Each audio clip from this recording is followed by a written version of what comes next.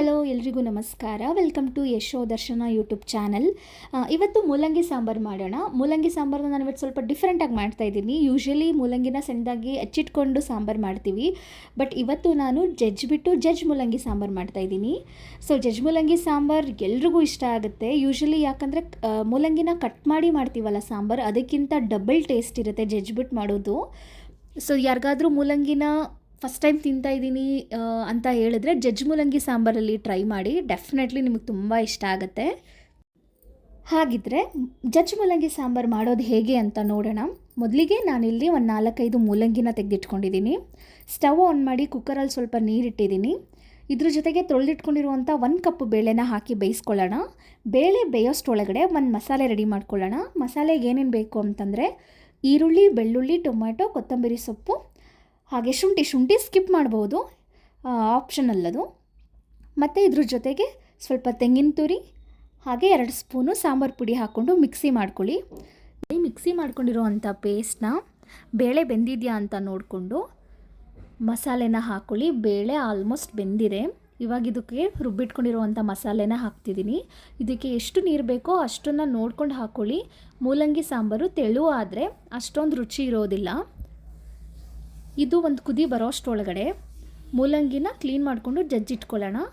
ಹೇಗೆ ಕ್ಲೀನ್ ಮಾಡ್ಕೊಳ್ಳೋದು ಅಂತಂದರೆ, ಸೌತೆಕಾಯಿ ಸಿಪ್ಪೆ ತೆಗಿತೀರಲ್ಲ, ಅದೇ ರೀತಿ ಮೂಲಂಗಿದು ಮೇಲ್ಗಡೆ ಇರೋ ಸಿಪ್ಪೆನ ತೆಗೆದು ಚೆನ್ನಾಗಿ ಒಂದು 2-3 ಸಲ ನೀರಲ್ಲಿ ತೊಳೆದು ಜಜ್ಜಿಟ್ಕೊಳ್ಳೋಣ. ಜಜ್ಜಿಟ್ಕೊಳ್ಳೋಕ್ಕೆ ನನ್ನ ಹತ್ರ ಇಲ್ಲಿ ತರಕಾರಿ ಹೆಚ್ಚೋ ಮಣೆ ಇತ್ತು, ಹಾಗೆ ಕುಟಾಣಿ ಇತ್ತು, ಅದರಿಂದನೇ ಸಣ್ಣದಾಗಿ ಜಜ್ಜಿ ಇಟ್ಕೊತಾ ಇದ್ದೀನಿ. ಸಣ್ಣದಾಗಿ ಜಜ್ಜಿಟ್ಕೊಂಡಿರೋವಂಥ ಮೂಲಂಗಿನ ಕುಕ್ಕರ್ ಒಳಗಡೆ ಹಾಕ್ಕೊಳ್ಳೋಣ. ಮತ್ತು ಮೂಲಂಗಿ ಸಾಂಬಾರಿಗೆ ಉಪ್ಪನ್ನ ನೋಡ್ಕೊಂಡು ಹಾಕ್ಕೋಬೇಕು. ಒಂಚೂರು ಜಾಸ್ತಿ ಆದ್ರೂ ಉಪ್ಪುಪ್ಪಾಗ್ಬಿಡುತ್ತೆ ಸಾಂಬಾರು, ಹಾಗಾಗಿ ನೋಡ್ಕೊಂಡು ಹಾಕ್ಕೊಳ್ಳಿ.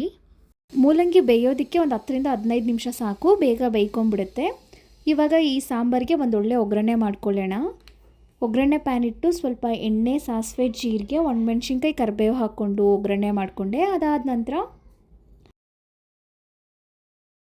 1 ಕಡ್ಡಿ ಕೊತ್ತಂಬರಿ ಸೊಪ್ಪು ಹಾಕ್ತಿದ್ದೀನಿ. ಸೊ ನೀವು ನೋಡ್ತಿರಬಹುದು, ಬೇಳೆನ ಚೆನ್ನಾಗಿ ಬೇಯಿಸ್ಕೊಂಡಿದ್ದೀನಿ, ಮೂಲಂಗಿನ ಹದವಾಗಿ ಬೇಯಿಸ್ಕೊಂಡಿದ್ದೀನಿ. ತುಂಬ ಚೆನ್ನಾಗಿದೆ ಸಾಂಬಾರು. ಇದು ಹೆಲ್ತ್ಗೆ ತುಂಬ ಒಳ್ಳೆಯದು, ನಮ್ಮ ಹೆಲ್ತ್ಗೆ ತುಂಬ ಬೆನಿಫಿಟ್ಸ್ ಕೂಡ ಇದೆ. ಇದರಿಂದ ವೈಟಮಿನ್ ಸಿ ಸಿಗುತ್ತೆ, ಹಾಗೆ ಡೈಜೆಷನಿಗೆ ತುಂಬ ಒಳ್ಳೆಯದು. ಇಮ್ಯುನಿಟಿ ಬೂಸ್ಟ್ ಆಗುತ್ತೆ. ವೆಯ್ಟ್ ಲಾಸ್ಗೆ ಮತ್ತು ಶುಗರ್ ಇರೋರಿಗೆ ಮೂಲಂಗಿ ತುಂಬ ಅಂದರೆ ತುಂಬ ಒಳ್ಳೆಯದು ದೇಹಕ್ಕೆ.